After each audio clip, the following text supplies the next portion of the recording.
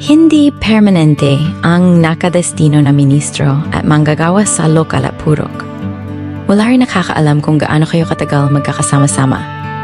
Kaya dapat sinusulit ang bawat panahon na magkakasama pa kayo. Kapag bago ang nakadestino, panibagong pakikisama na naman ng may tungkulin. Hindi sila pare-pareho sa ugali, pakikisama at pangunguna, kaya hindi marapat na ikumpara sila sa nauna sa kanila. Kumbaga iba si Pedro, iba naman si Juan. Pero isa lang ang tiyak, kahit sino pang ilagay na destinado, dapat nating igalang, respetuhin at ingatan. Sa panahon ng kanilang destino, marami ang nangyayari. Masaya, may lungkot, pagtatagumpay, at minsan ay may pagkabigo. Pero kahit magkaganon man, hindi sila humaharap sa mga kapatid na nasa ganong kalagayan. Nakangiti pa din sila at nakukuha pang magbiro. Hindi nila pinapakita na may problema sila, iyon ang isa sa nakakahanga sa kanila. Madalas din nagiging takbuhan nila tayo, "Sis bro, kailangan ko ng ganito." Tayo ang hinihingian nila ng tulong.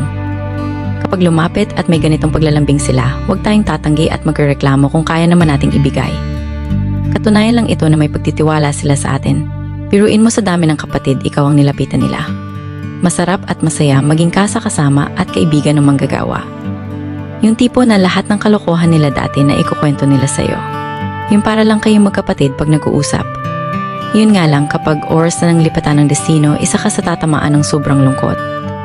Yung tipong kapag nagpapaalam na pipigilan mo ang pagpatak ng luha at nakakahiya na makita ng mga kapatid na umiiyak ka. Yung tipong gusto mong sumama sa lilipatan.